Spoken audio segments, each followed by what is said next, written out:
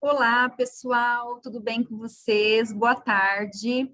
Antes de me apresentar, eu quero fazer um agradecimento a esse convite todo especial aí da Secretaria de Educação da cidade de Jaú, nesse curso de formação tão importante para todos nós aí, que estamos aí nessa área de partilha, né, de conhecimento. Então, eu me sinto muito privilegiada, muito honrada por esse convite, que foi por parte da Aline, e eu estou agora aqui totalmente disponível para compartilhar um pouquinho do meu conhecimento com vocês, ok?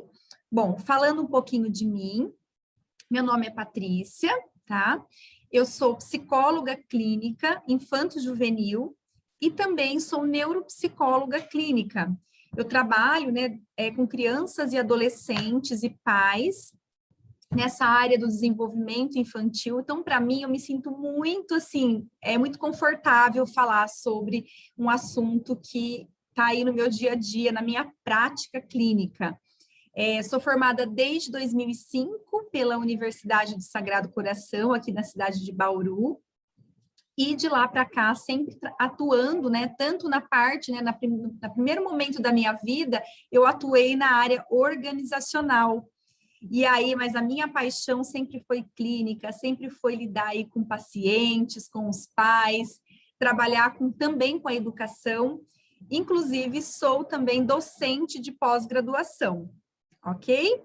Tenho uma clínica de psicologia, no qual dentro da própria clínica, além da minha atuação, né, e outra psicóloga que trabalha também comigo, existe um local também para psicopedagogia, né, no qual, assim, tem uma equipe de psicopedagogos dentro da clínica que faz esse trabalho todo aí de parceria, né, com crianças, tanto com dificuldades de aprendizagem, como também com transtornos de aprendizagem, ok?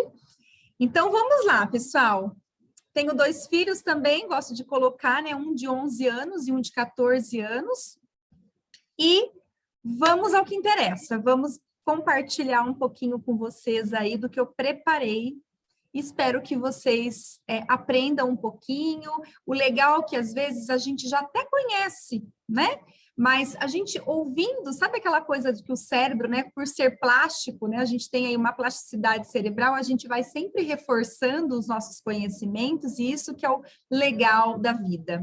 Ok? Mesmo porque nem tudo que eu sei vocês sabem, e nem tudo que vocês sabem eu sei. E é isso que faz toda a diferença no mundo.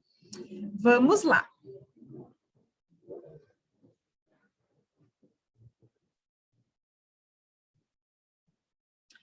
Colocando aqui para vocês. Bom, então o tema escolhido, né, já que vocês estão aí vários meses, eu não acredito, eu não sei se são vários meses ou se desde quando especificamente vocês vêm aí buscando conhecimento, né, nessa formação de professores, mas eu achei um tema muito pertinente, porque assim, a gente fala muito de transtornos específicos de aprendizagem, né? Transtornos do neurodesenvolvimento, e que são fundamentais mesmo para a gente entender essa parte mais cognitiva, tá? Mais neurológica. Porém, esse tema é muito importante. E eu, por ser psicóloga, né, e neuropsicóloga também, eu quis trazer para vocês um assunto, por que o meu aluno não aprende? Então, a gente vai pensar também, além das questões cognitivas, tá? Em outros fatores. Existem outros fatores? Então, nós vamos saber já já, ok? Então, aqui eu coloquei um pouquinho, né, da minha apresentação. Deixa eu passar aqui para vocês. Bom, para começar a falar, eu acho muito importante fazer um histórico um pouco da nossa evolução. Por que que é importante? Porque assim, senão a gente acaba se colocando sempre na questão, e eu falo por mim mesmo, tá, gente? Quantas vezes a gente não fala para os nossos próprios filhos, nossa, mas naquela época podia brincar na rua, nossa, mas naquela época podia fazer tal coisa, né? Na minha época tinha isso, tinha brincadeira de bets, tinha brincadeira na rua. E às vezes eles se veem assim, tipo, nossa, parece que eu sou um ET, eu não estou conseguindo fazer parte aí desse mesmo processo que nós passamos, né? Então, assim, por que é importante a gente entender a evolução humana, os aspectos humanos? Porque as coisas mudam. E quando a gente pensa em questões de mudança, que nós estamos em constante evolução, a gente já não coloca os nossos filhos e os nossos alunos numa questão que eles estão totalmente inadequados, tá? Nós colocamos o quê? Porque nós temos que ver como está o mundo hoje, tá? Lá na pré-história, lá no passado, quando a comunicação era mais rupestre, como que as pessoas se comunicavam lá na era das cavernas, né? Eles tinham uma forma de linguagem, de comunicação. Só que isso, se a gente ficar sempre voltando no tempo, a sensação que dá é que a gente sempre vai ficar frustrado, tá? Isso dentro da sala de aula, isso como pessoa, nas expectativas que nós temos. Então, a gente vai precisar sempre pensar o quê? Como está o mundo hoje? E a gente sabe que, olha o mundo hoje, gente, tá? Eu coloquei uma figura aqui do Google de como era antes, né, a nossa evolução lá desde 1950, mais ou menos. Se a gente pensar, eu mesma, eu peguei o mimeógrafo, né, acho que chamava isso, né, gente? Tinha aquele cheiro de álcool na sala de aula, e tudo isso. Isso acontecia. Eu nasci em 1979, meados aqui de 1980, ou seja, até o celular não existia naquela época ainda, tá? Então, olha isso, olha o quanto evoluiu e o quanto nós estamos evoluindo. Aqui eu peguei até 2005. Para que serve essa figura? Para a gente simplesmente nos situarmos no tempo.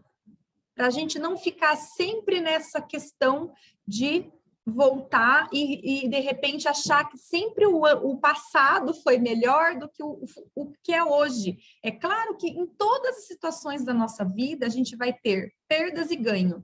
Se a gente pensar em quantas coisas também nós... Olha isso, gente, a gente vivia sem uma comunicação, né? A gente tinha mal e mal o telefone, a televisão, mas assim, quantas coisas não evoluíram até lá para o nosso bem?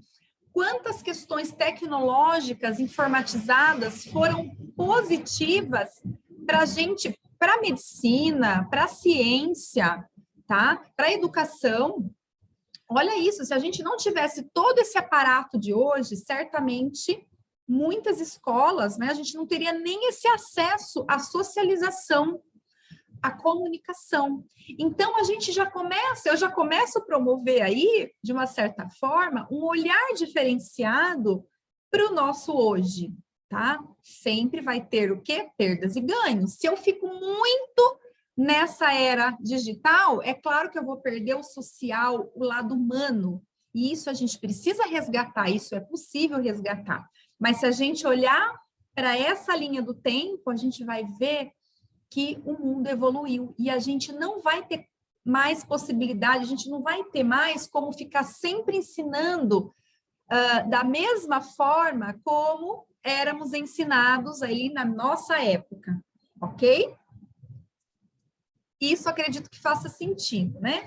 Então, como se define o aprendizado? Então, para a psicologia, o aprendizado é como uma modificação relativamente permanente do comportamento ou do potencial comportamental, resultante do exercício ou da experiência vivida, tá? Então, para a psicologia, a gente tem que estar ali na prática, tá? A gente avalia o comportamento, a gente avalia a experiência do sujeito. E para a educação?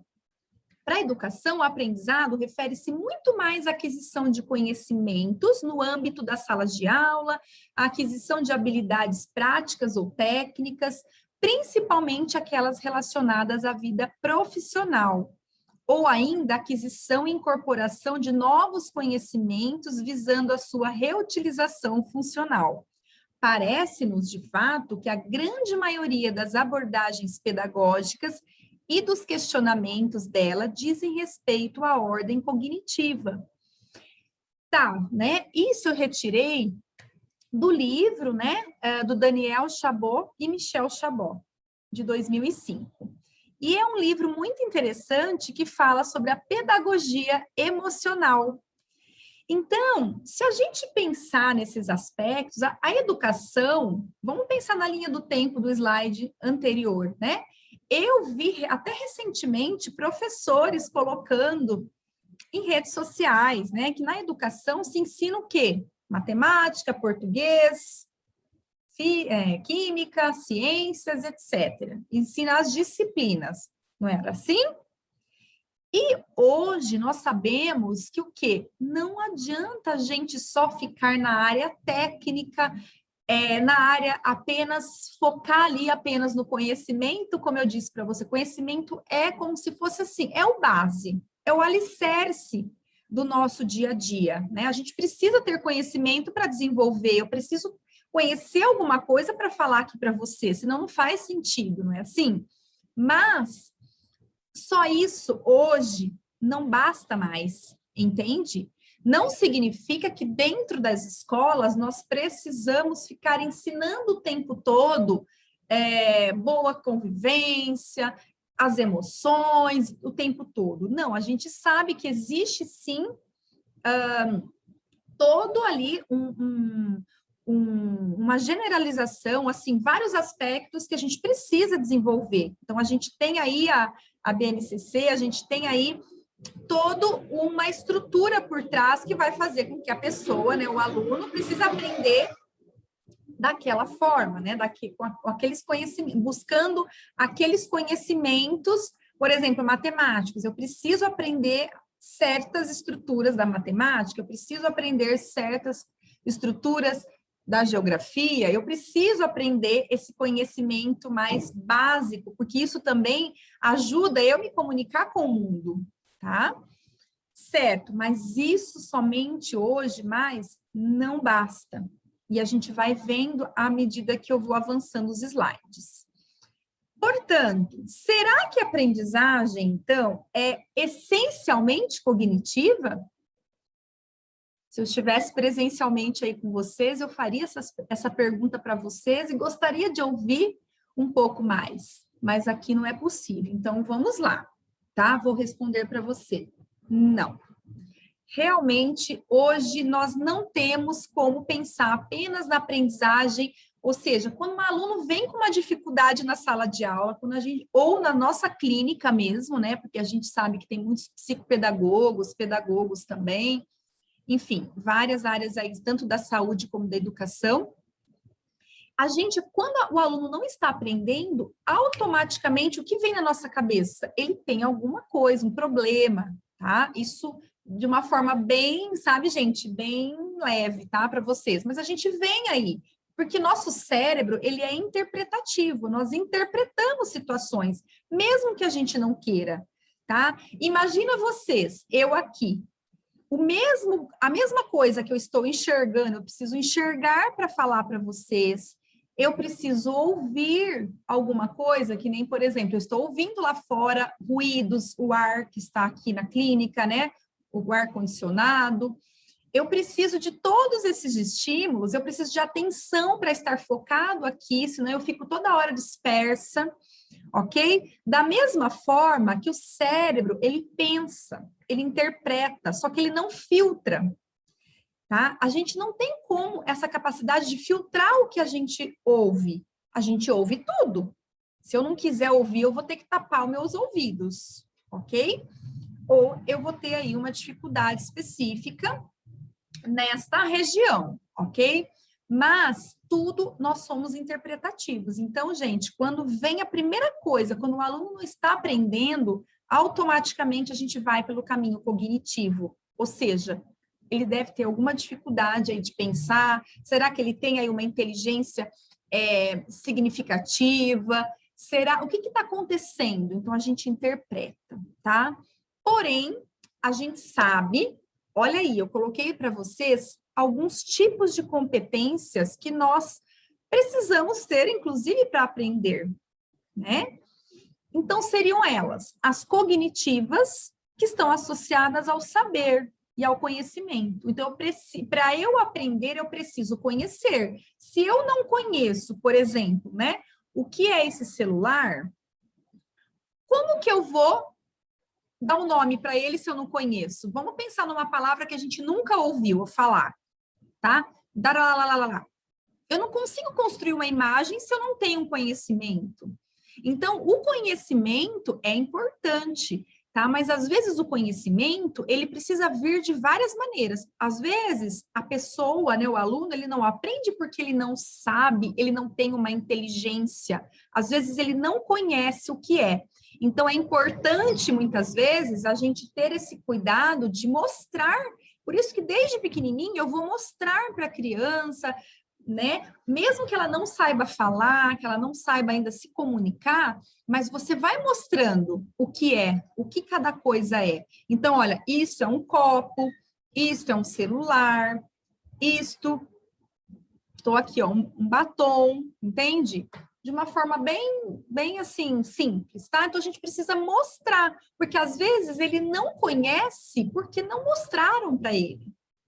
Então, esse é um caminho também que vai ter que levar aí as competências cognitivas. Existem as competências técnicas que estão associadas ao know-how que nós temos, né? E todas as habilidades técnicas, tanto manuais, como mecânica, como hidráulica, como elétrica. Exemplo, eu preciso ter um conhecimento do que é um computador para eu poder o quê? Programar esse computador. Olha isso, né? Então, a gente precisa, além disso, ter o conhecimento técnico também. As competências relacionais, que nos permitem a interagir com outras pessoas. Gente, isso é fundamental. Nós não somos uma ilha, como há muito tempo atrás pensava. Até em áreas da psicologia, em abordagens da psicologia, se pensava isso, que nós nascíamos, né, uma folha em branco.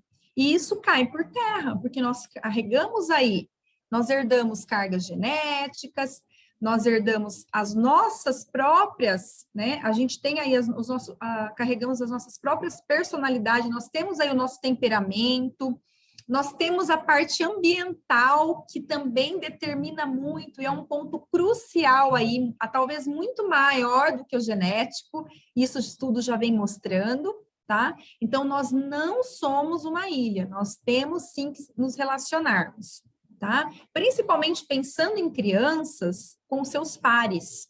Por isso que se a gente pensar agora, por exemplo, o quanto de prejuízos nós tivemos nesse momento de pandemia, onde as crianças e adolescentes tiveram aí um isolamento. Então, eu estou sentindo muito isso na minha prática, tá? Clínica, o quanto aumentou significativamente fatores aí de ansiedade, de depressão e tudo mais, ok?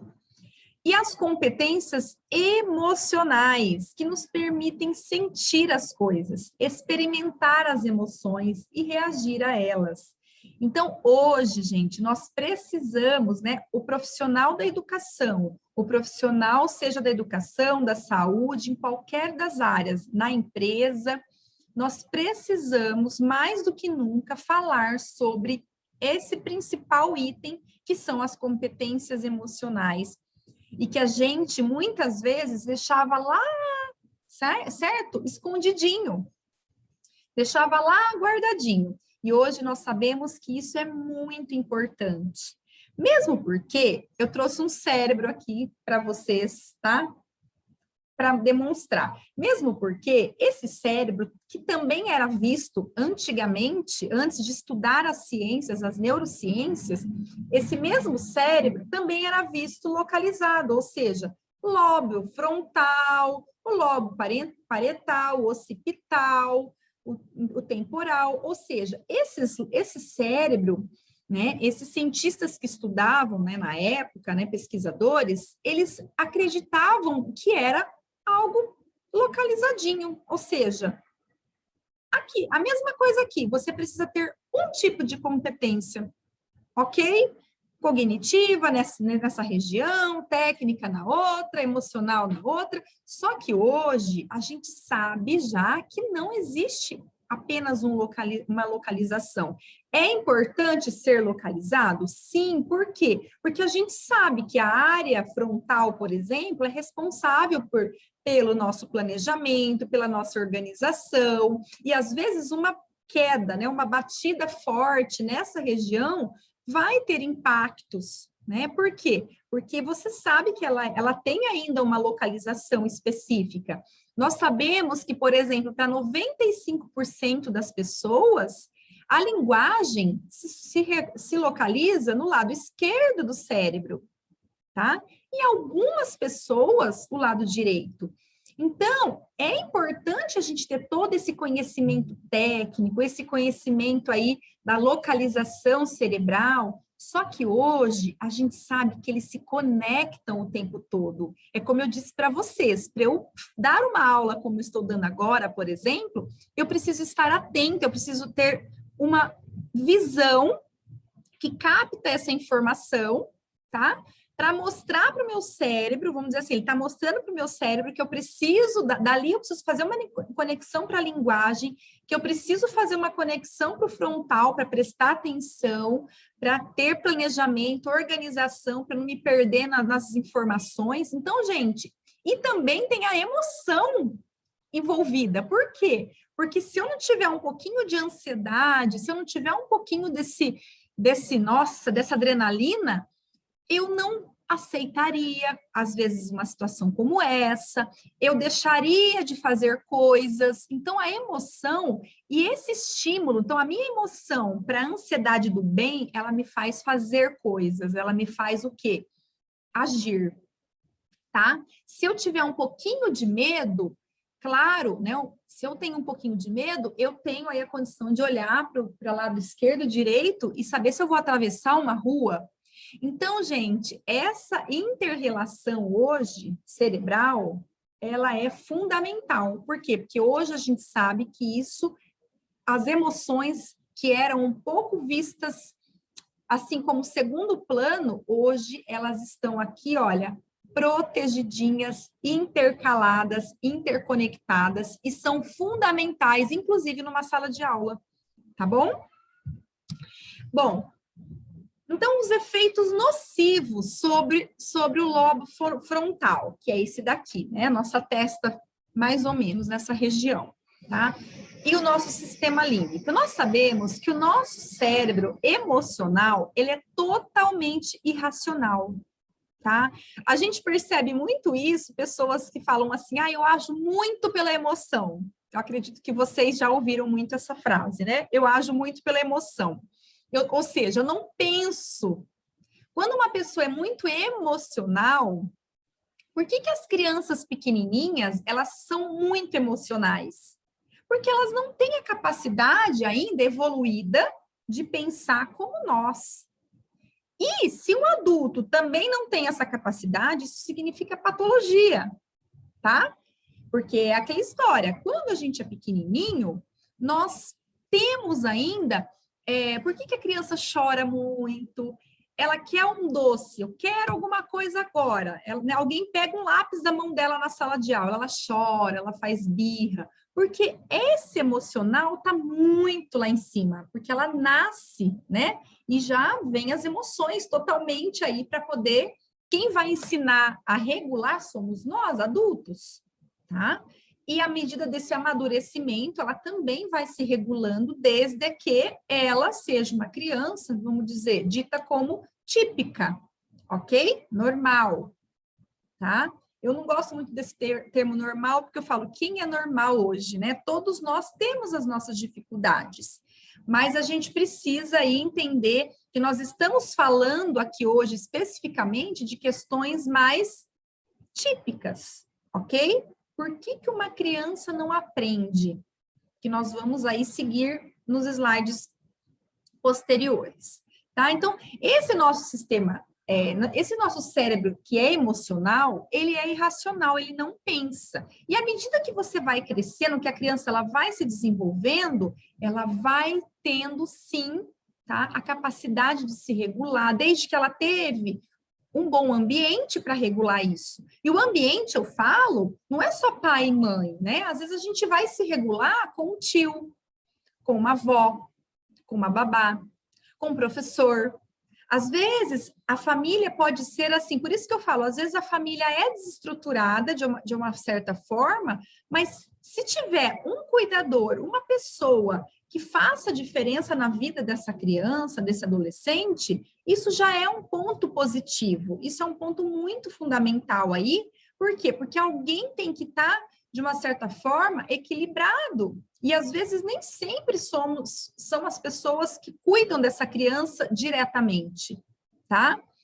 Então, esse sistema límbico, o que é o sistema límbico? Ele é responsável onde mora, no caso, as nossas emoções, a nossa motivação, a nossa memória. E aí que vai, aí, gente, quando a gente pensa aí em sistema límbico, emoções, é aí que gera aí toda uma reviravolta na questão da aprendizagem, tá? Porque para existir uma aprendizagem, e vocês vão ver que estudiosos lá no passado já começavam a falar sobre isso, se a gente não tem, né? Se a gente não consegue ter essa emoção, motivação, se eu não tivesse motivação para falar hoje para vocês, certamente eu não aceitaria. Por quê? Porque se alguém me falasse assim, Patrícia, fala de matemática, para mim seria uma tortura falar sobre matemática, porque não é um assunto que eu domino, não é um assunto que eu gosto, que eu estudo. Agora, eu posso aprender sobre esse assunto? Posso, desde que teria, né, teria um significado, um sentido para mim. Mas por que eu estou falando isso? Porque nem todo mundo, vamos imaginar, pensem num professor de vocês que marcaram a vida de vocês. Tanto de uma forma positiva, primeiramente de uma forma positiva, tá? Aquele professor que, nossa, olha, eu sempre me identifiquei, olha que carinho, por N razões. E pensem naquele professor que vocês não gostariam que, né, jamais vissem até na frente, e que vocês, assim, marcaram negativamente a vida de vocês. Isso está guardadinho ali no sistema límbico de vocês. Por quê? Porque eles trouxeram emoções. As emoções, elas vêm tanto de modo positivo, como também de uma maneira negativa, tá? Então, olha isso, se a gente não tem aí essas emoções, essa memória, o quanto a gente poderia, né? Porque eu falo, às vezes a memória ela é tão boa para inspirar outras pessoas, tá? Quantas pessoas a gente inspira?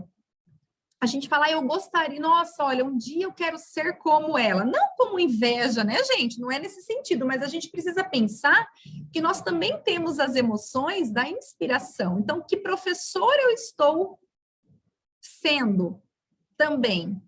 E qual eu não... Porque às vezes a gente fala de algum professor, a gente fala de alguém que a gente não se identificou na vida, mas queira ou não queira, de alguma maneira a gente acaba fazendo, reproduzindo alguma coisa. Então, a gente precisa prestar atenção nisso também, né? O quanto é impactante o que eu falo para o meu aluno, da forma como eu me comunico, entende?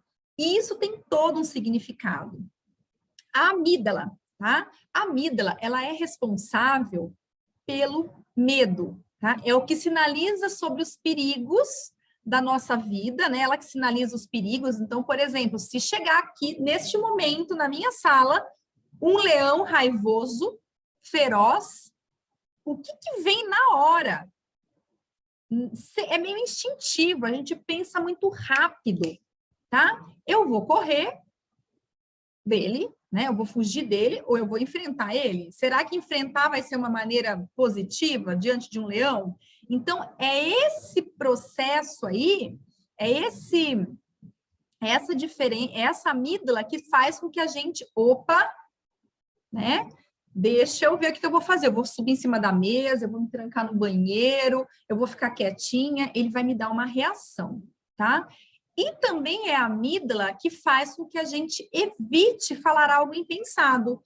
Olha que filtro bom que nós precisamos ter dentro de nós para que a gente não fale. Às vezes eu posso até pensar assim, nossa, que chato tá numa aula dessa.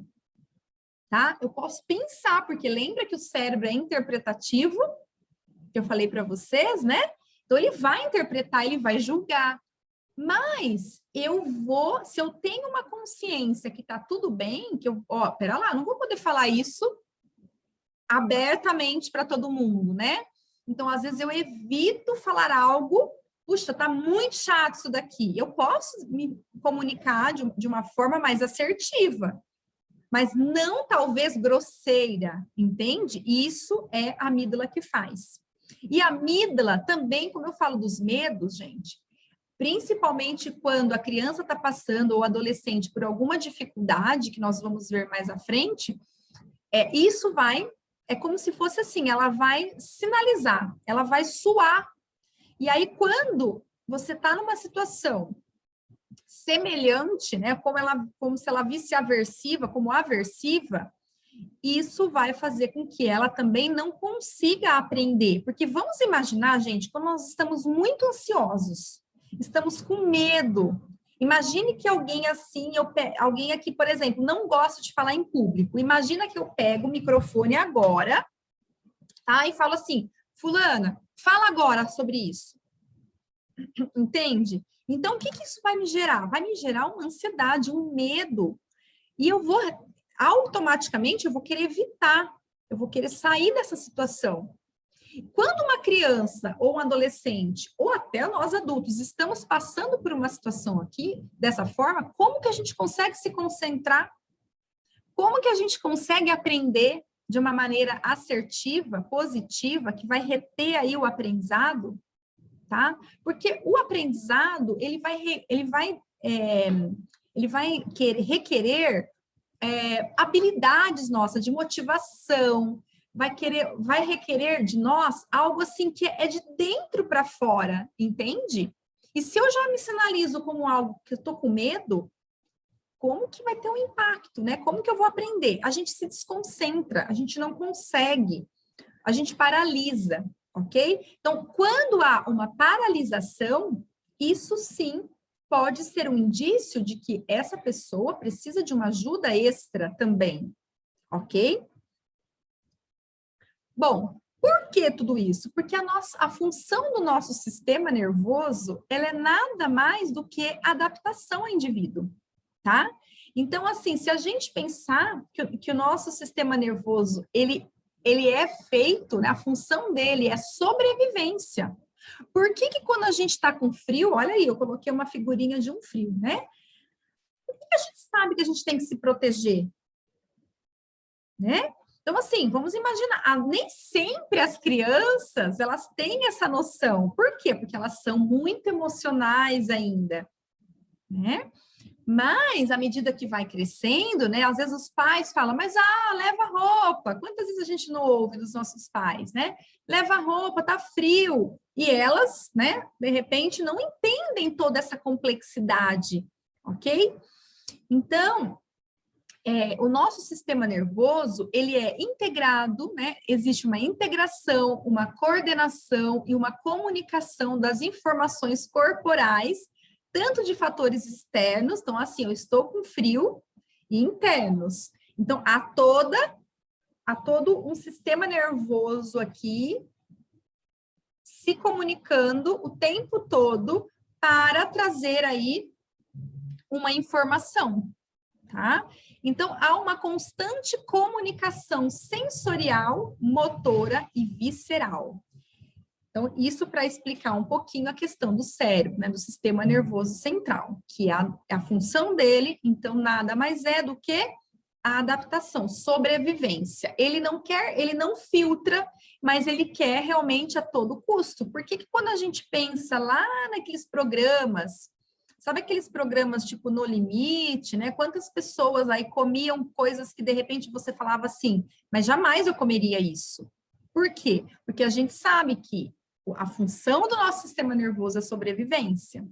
E muitas vezes, alguns comportamentos dos nossos alunos, das pessoas que a gente convive, vai ter que manifestar algo, tipo assim, olhem para mim, né? Eu preciso ser visto, eu preciso ser olhado, me ajude. Só que nem todas as pessoas conseguem racionalizar, né? Devido à idade, devido à imaturidade, devido às questões emocionais. devido a vários fatores aí que vocês vão acompanhando.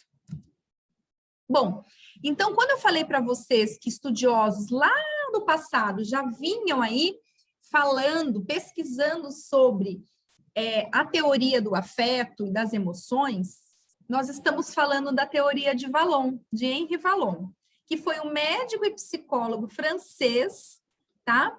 Que já começou a estudar aí desde do período aí de 1879. Então, assim, gente, não é uma coisa, por mais que sejam, a gente fala assim das emoções hoje, as emoções e a afetividade, ela já vem sendo estudada. Acontece que muitos pesquisadores, às vezes a gente fala assim, mas o pesquisador aí tem alguma teoria que caiu por terra, mas ela foi fundamental para ser o start para começar, entende? Às vezes a gente precisa começar. Eu preciso desenvolver alguma coisa, sabe? Eu vou fazer uma oficina com as crianças, eu vou fazer alguma coisa diferente para ser o start. Muita gente depois começa, poxa, que legal, lembra da inspiração? Poxa, que legal, vamos fazer a partir disso algo assim. E a pessoa vai, através de uma ideia, tentando encontrar outras ideias aí, unindo teorias, unindo práticas, e isso que vai construindo a ciência também, tá? Por isso que eu brinco, se a ciência hoje falar para mim assim, Patrícia, tudo que está acontecendo hoje não é verdadeiro mais. Eu vou parar de seguir a minha abordagem, que é da terapia cognitivo-comportamental e neurociências, e vou para o que tem de mais novo. Por quê? Porque não é que você deixou de ser algo lá de trás que não foi mais bacana, mas é que, assim, outras pesquisas mais atualizadas foram ressignificando, foram acontecendo, foram complementando muitas vezes. E o Vallon, ele tornou-se conhecido pelo seu trabalho científico em psicologia do desenvolvimento. Então, ele começou aí no desenvolvimento. E o indivíduo é visto por um ser que desenvolve sua inteligência após a afetividade e as emoções. Então, o que ele fala? Ele considera um ser integrado. A cognição é importante. Então, a gente pensar, a gente saber, o saber é importante, mas não mais importante que a afetividade e a motricidade. Então, ele dava muita ênfase, né, a essa questão da afetividade, a questão da gente também ter aí toda a nossa parte motora, porque a motricidade tem a fina, tem a ampla, então a gente sabe que correr, não só a parte fina, que a gente sabe que é mais, né, o lado pequeno, né, mais mão, mais pés, não, é correr. Ele também acreditava nessa questão do ar livre, do correr, e o quanto isso, né, significou, o quanto isso complementou outras abordagens da psicologia também, da evolução. E ele também acreditava, né, que o processo de evolução depende tanto da capacidade biológica quanto do ambiente, ou seja, ele já acreditava que seria uma junção, ok? Então, foi fundamental. O Vallon foi aí o que despertou, né, que colocou para o mundo, disparou essa questão da importância do afeto, que a gente usa até nos dias atuais, ok? E eu quis trazer também para vocês uma situação, né? Eu não pude acompanhar as Olimpíadas, gostaria de ter tido acompanhado, assim, de ter acompanhado as Olimpíadas, mas infelizmente não foi possível. Mas eu fiquei assim, dos trechinhos que a gente pega, né? Sabe aquela coisa assim da correria, a gente pega alguns trechinhos. Eu achei muito importante a decisão da Simone Biles. Ela coloca assim, ó, tenho que me concentrar na minha saúde mental. 4 vezes medalhistas de ouro nas Olimpíadas, depois de deixar a final da ginástica feminina por equipes.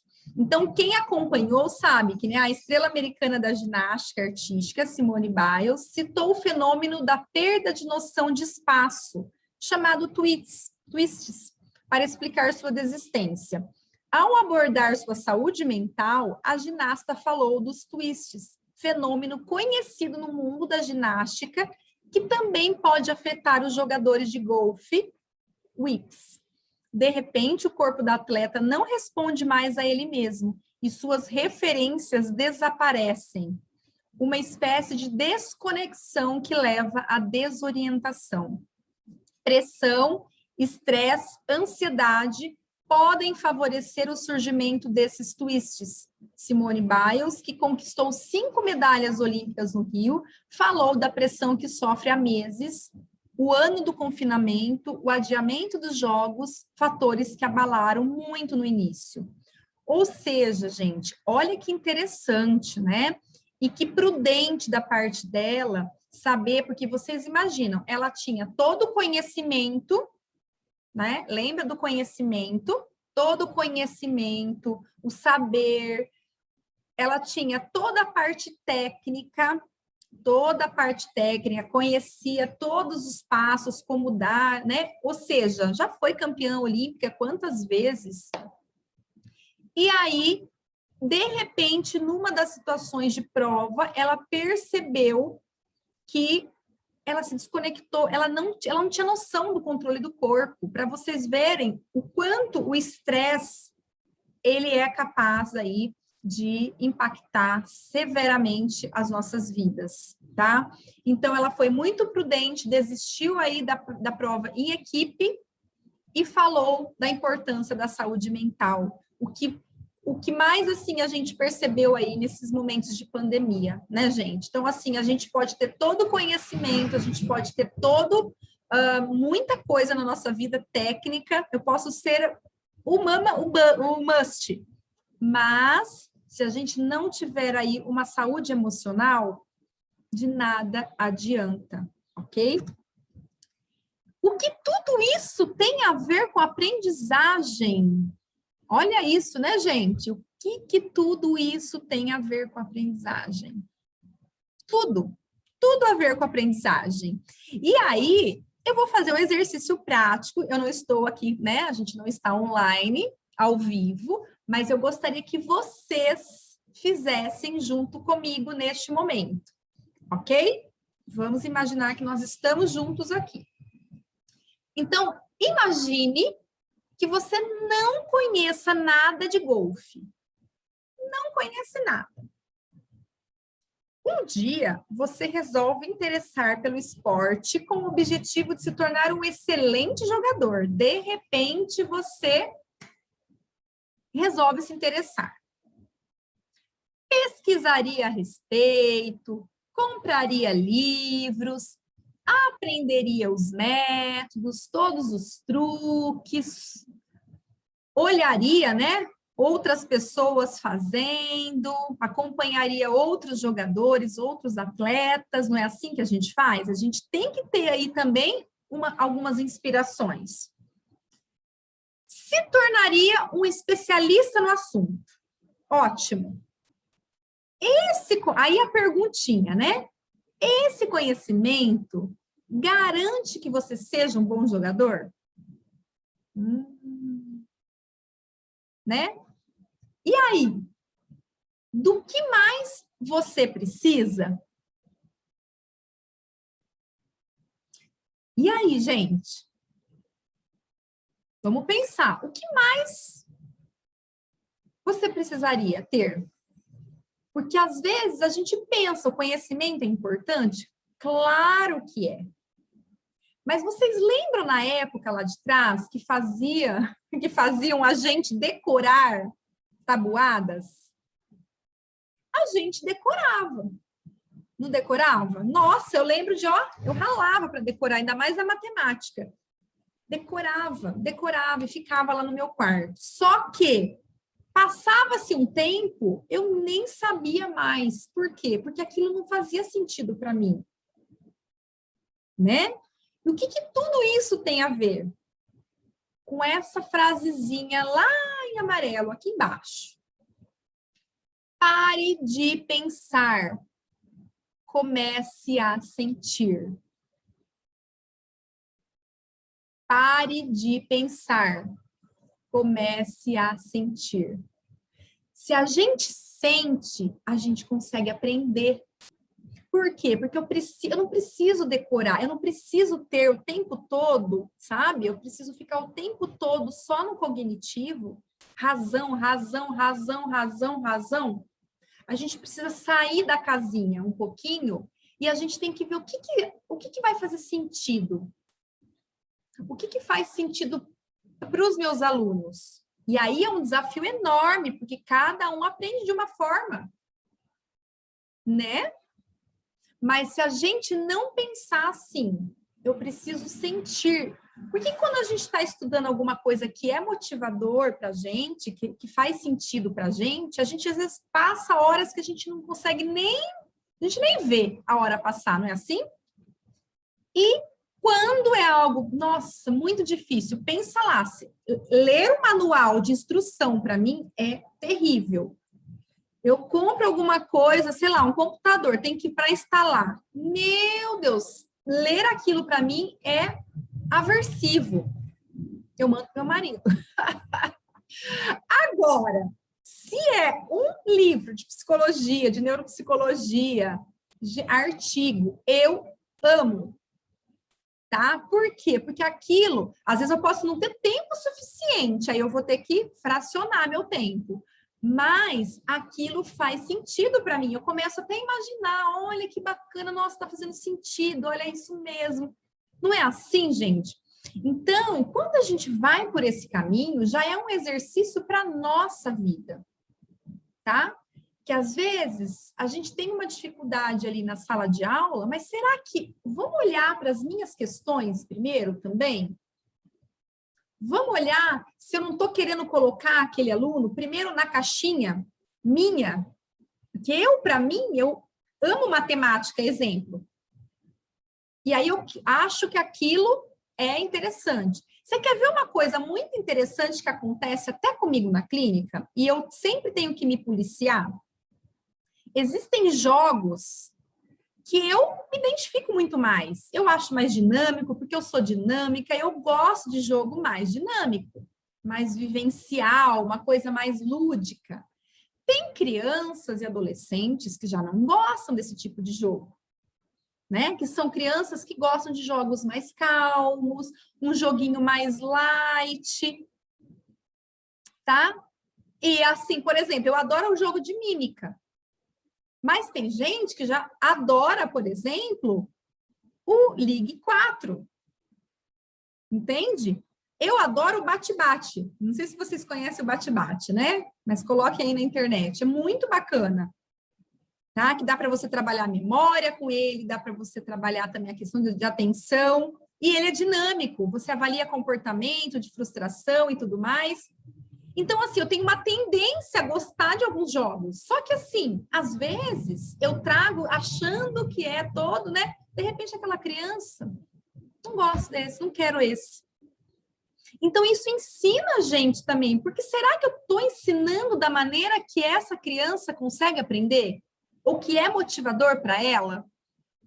Às vezes, eu trago, assim, por exemplo, nossa, Turma da Mônica, que para mim era muito significativa naquela época. Né? Hoje tá voltando a Turma da Mônica, né? Mas assim, de repente eu trago, faço uma sessão toda estruturada e ela não gosta de Turma da Mônica. Ela gostaria, sei lá, da Peppa Pig, que seja. Ou seja, o aprender, gente, é muito mais do que algo assim, sabe, quadrado. A gente precisa entender as complexidades. Ah, mas uma sala de aula é difícil. Claro que é difícil. Então, a gente pode promover aí o quê, de repente? Um rodízio. Uma semana a Peppa Pig, outra semana a Turma da Mônica, outra semana... E deixar claro para os alunos, percebem? Pode ser algo mais, assim, sair um pouco do quadrado e ser um pouco mais motivador, porque em equipe. Porque senão a gente fica muito nos nossos interesses, e eu sei disso, porque eu trabalho, vivencio, e eu lido com essas questões minhas diariamente, entende? E a gente vai ter que ser mais flexível, porque o processo de aprendizagem, ele não é decoreba mais, acabou. Isso já caiu por terra, certo? Espero que esse exercício tenha aí proporcionado um pouco de reflexão, porque para mim, assim, eu acho muito importante, né, um tipo de exercício como esse. Então, as dificuldades de aprendizagem, elas acontecem mais o quê? Por aspectos fisiológicos. A gente não tem como aprender, às vezes a pessoa é muito boa, você sabe que ela é mega inteligente, né? Mas ela não está conseguindo aprender.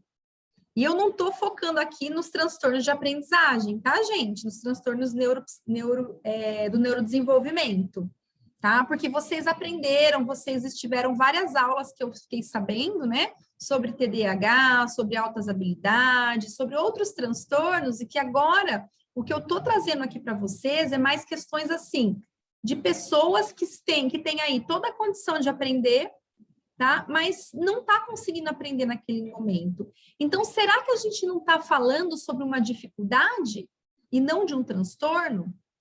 Uma criança que está aí nos aspectos fisiológicos, vamos imaginar, ela está com um probleminha de saúde, de repente ela ficou com um problema de saúde, perdeu, ela não vai conseguir, gente, acompanhar da mesma forma que uma pessoa que estava ali, entende? Aprendendo de uma forma mais saudável, né? Vamos dizer assim, uma pessoa saudável, que não tem aí, não tá com uma gripe, não tá com uma febre, não tá com vários fatores fisiológicos, ok?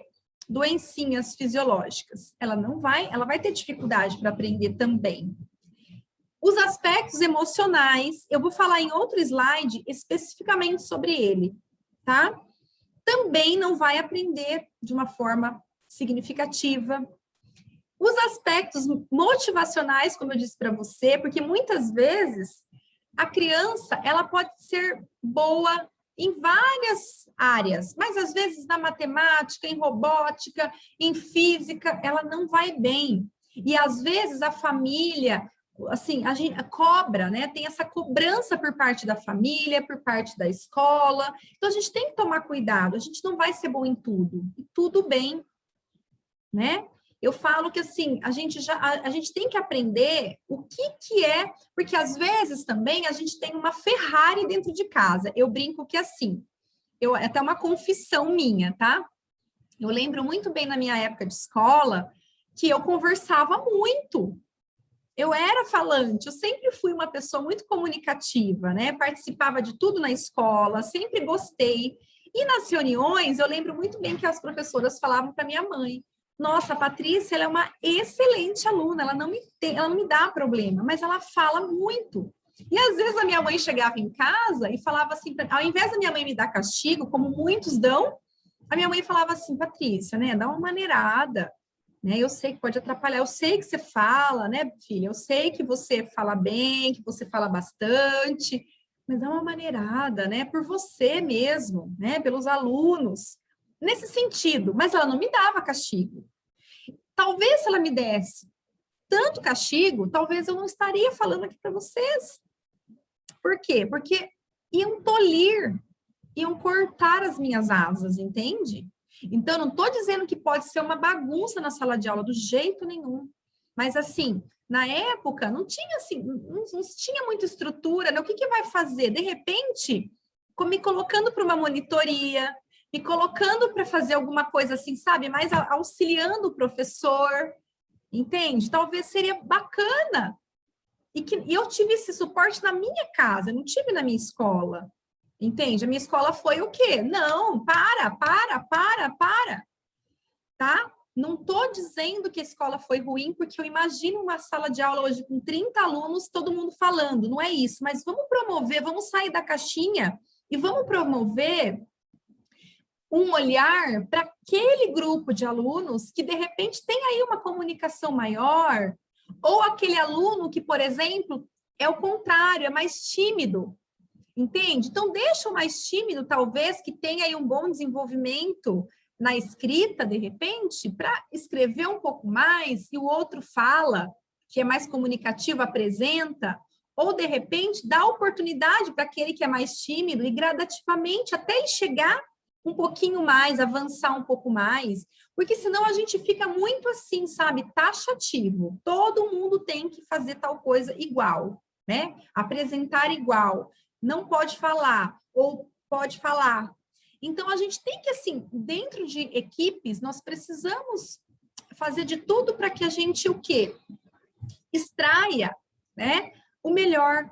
Porque aquilo, eu posso ter uma Ferrari, mas eu não sei dirigir, não sei pilotar. Eu posso ter o melhor notebook, eu posso ter o melhor celular, eu posso ter o melhor professor na sala de aula. Olha, fizemos uma contratação nota 10. Mas a gente está olhando para a gente, entendeu? Então, o fator emocional, motivacional e social, ele é fundamental, porque são fatores externos, está fora da criança, fora do adolescente, né? Se é algo que não faz sentido para mim, eu não vou conseguir, talvez eu não vou ter interesse, mas dependendo de como esse exercício é feito, tá? De repente, me colocando num grupo, de repente, você explorando outras necessidades, pronto, eu não vou estar no ápice da motivação, porque, exemplo, a matemática não é bom para mim, então nas aulas de matemática eu conversava mesmo, né? Mas, de repente, se você colocar olha, agora, que tal a gente usar a matemática, né? Que tal você, sei lá, fazer uma continha na lousa, né? Se comunicar comigo, fazer um grupinho de alunos. Então, assim, os que sabem mais, de repente, pode ensinar um pouco os que sabem menos, entende? E promover aí a comunicação. Um vai ser o líder, o outro faz a continha na lousa, o outro faz a conta. Não sei, gente, são interrogações que estão assim que vão ampliando o nosso conhecimento, entende? Então, esses fatores são aí fatores externos que pode fazer com que a gente não aprenda, ok? Todos aprendem da mesma forma? É aquilo que eu estava falando agora, né? Seu desenvolvimento tem uma forte influência aos fatores ambientais. O modo como suas famílias se relacionam, o seu estilo parental, sofrerá um impacto nesse processo. Exatamente isso. Meu estilo parental, se meu estilo de agressividade, vamos imaginar que eu seja do estilo parental, onde a violência, né, castigo, punição, entende? Irritação seja o principal. Como que eu vou aprender? Como que eu vou me desenvolver? Às vezes eu tenho um potencial enorme, mas me dá castigo, mas me dá o tempo todo tá tolindo as minhas potencialidades, né? Ou também a permissividade demais, o estilo parental mais permissivo, deixa tudo, não tem regra, não tem ordem, não tem rotina, também vai impactar. Por quê? Porque a gente precisa ter a rotina, só que não necessariamente a rotina precisa ser da maneira que a gente espera. Por exemplo, na minha casa, tá? Vou dar um exemplo prático. Um dos meus filhos tem um horário para fazer os exercícios de tarefa, porque para ele é melhor naquele horário, ele vai melhor, o mais velho. O mais novo, ele já tem outro horário, ele já tem outro ritmo, né? Então, a gente não tem como colocar assim, não, vai ser tudo igual. Eu vou colocar aquele horário. Então, e, às vezes, o que está acontecendo no mundo?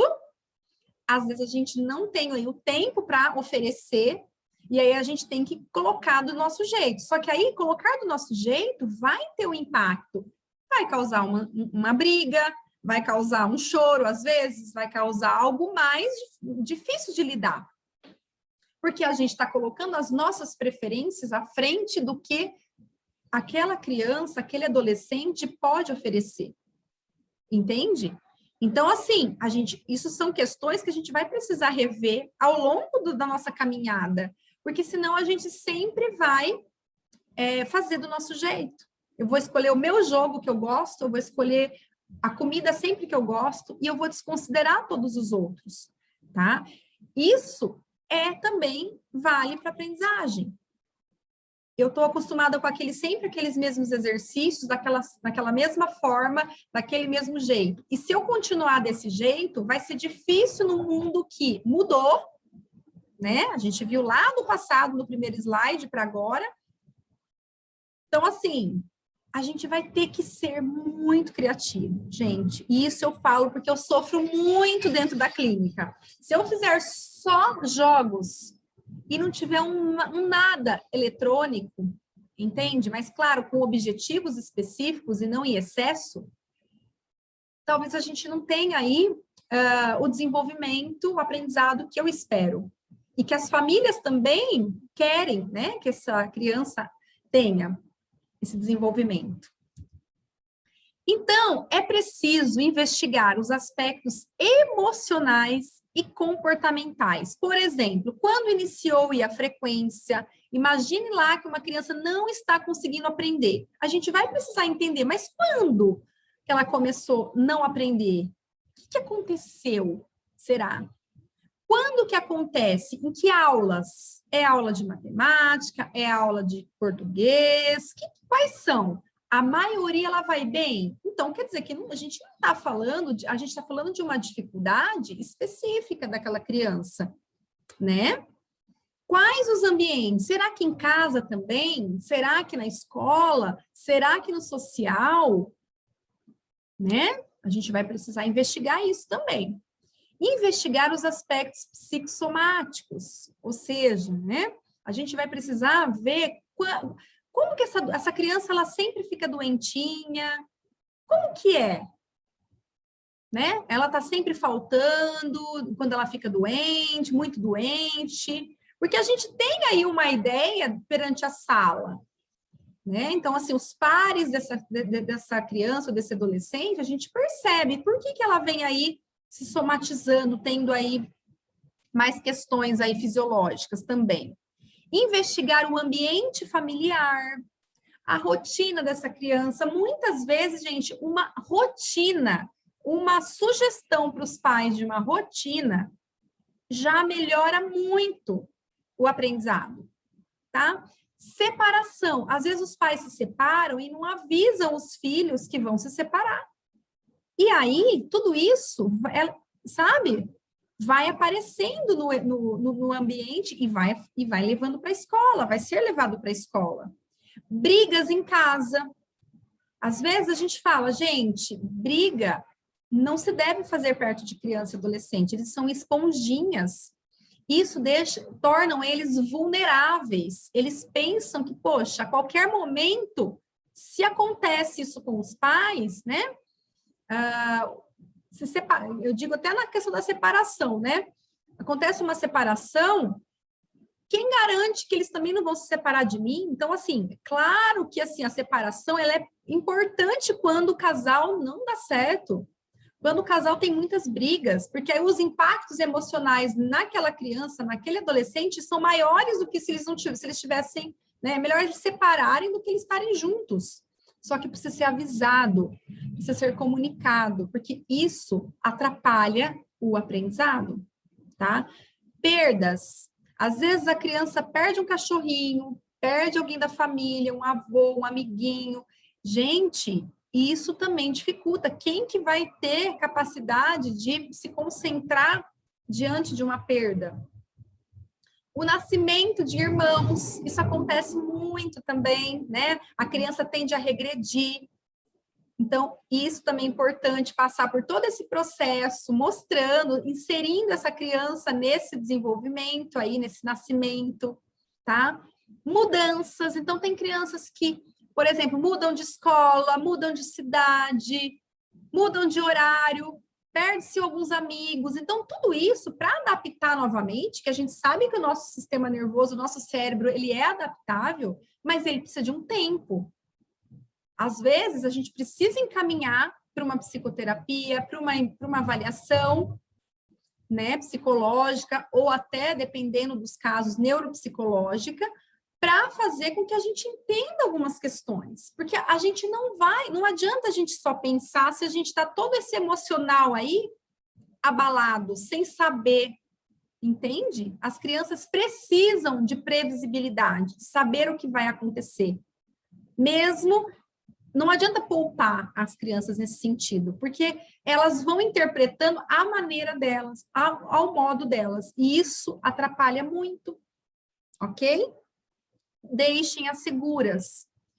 Investigar o ambiente escolar, como o professor age no momento do comportamento. Então, se há espaço para brincadeiras, se há um relaxamento, né? Às vezes a gente vai promover uma competição. É bacana uma competição? É, mas assim, vamos imaginar, se a gente começa a fazer muita competição, essa criança, esse adolescente, eles têm uma tendência a quê? Né, gente? A sempre querer competir, a sempre ter aí, né, a ficar mais ansioso, porque eu preciso ganhar, eu preciso ganhar. E não, a gente precisa entender que isso não é o mais importante. Aliás, não é importante, tá? Que a gente precisa mais é participar. E às vezes, assim, um agito na sala de aula, uma falta de aprendizagem, é porque também não está tendo momentos lúdicos. E às vezes a gente fica só no conceito, no conhecimento, né, no conceito. E às vezes a gente vai dar um brinquedo, às vezes dá um relaxamento, um momentinho de calma, pronto. Oxigena o cérebro, né? Relaxa e a criança, o adolescente consegue aprender melhor.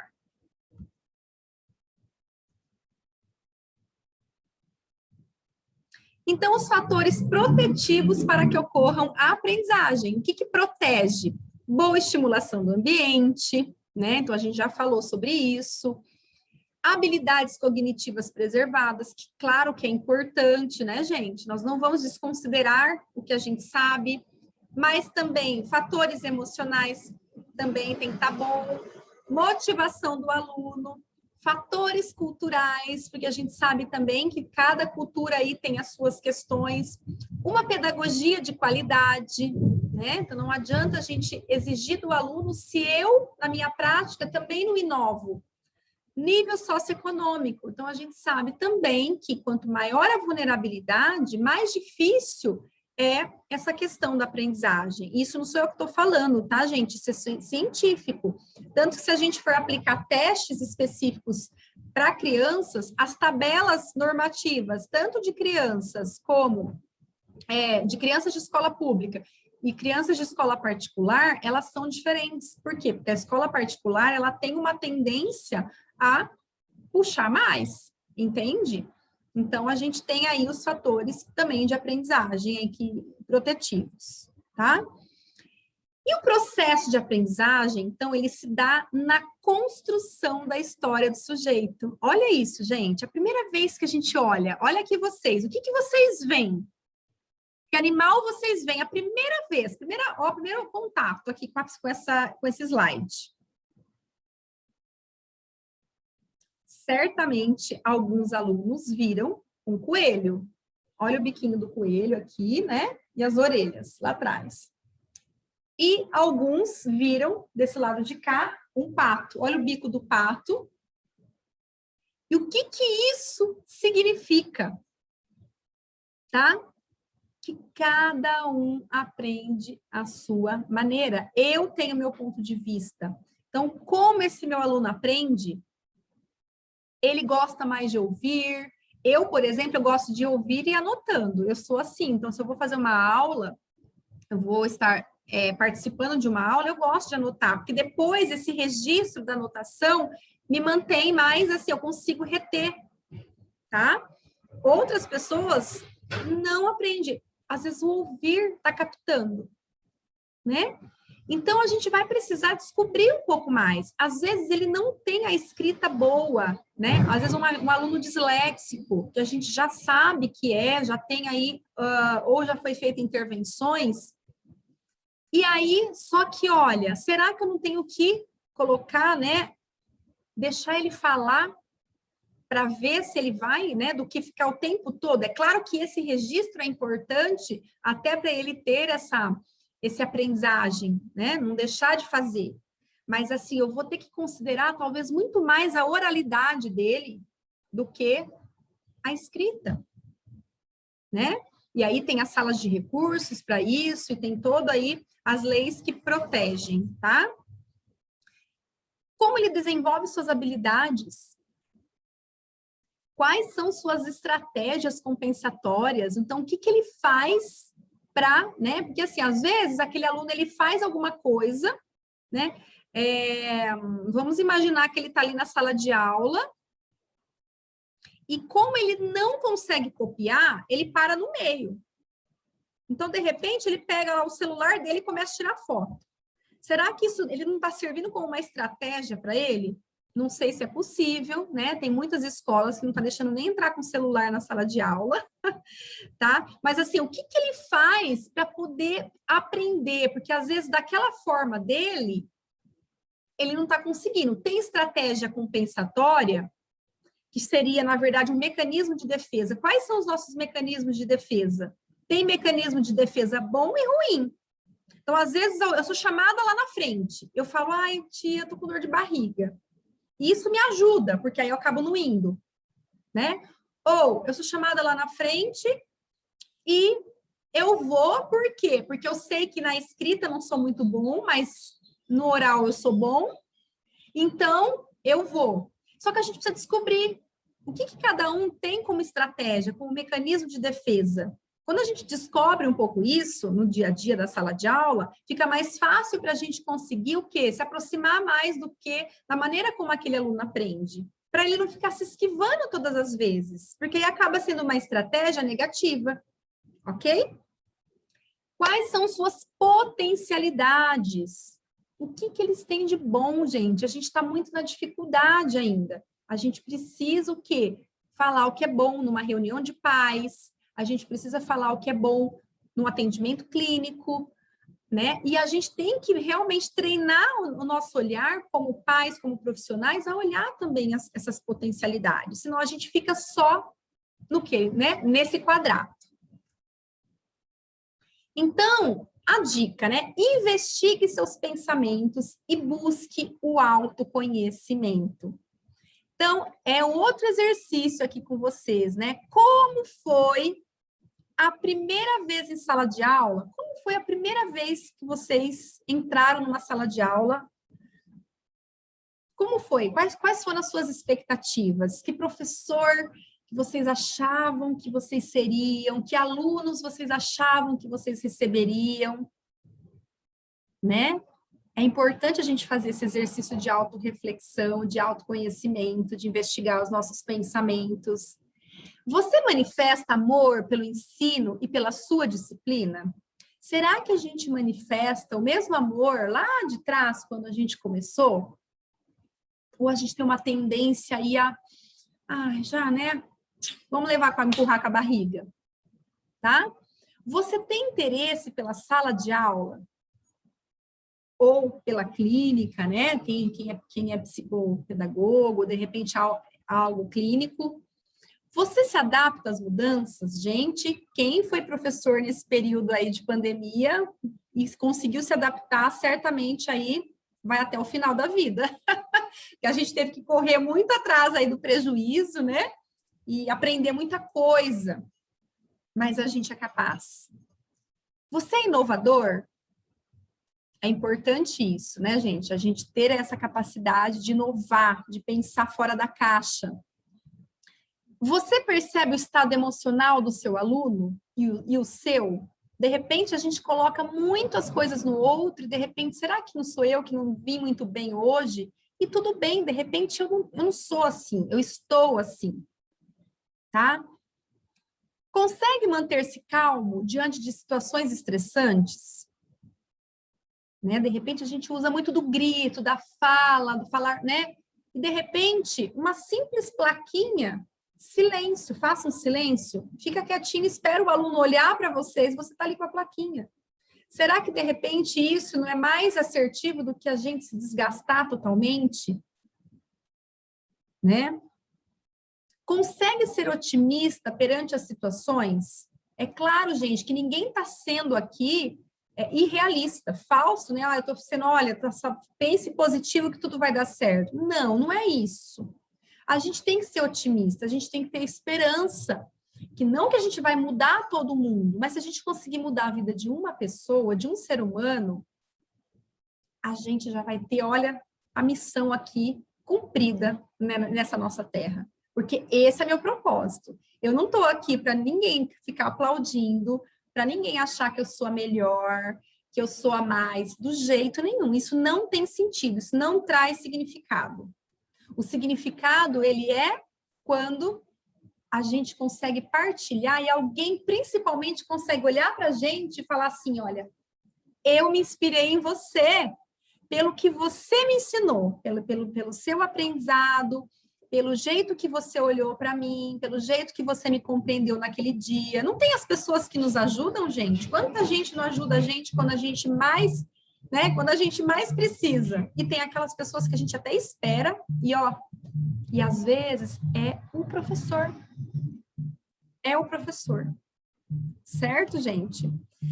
E para a gente finalizar aqui também, de uma maneira bem assim, sabe, divertida, descontraída um pouquinho, eu gostaria que vocês assistissem um pedacinho desse vídeo.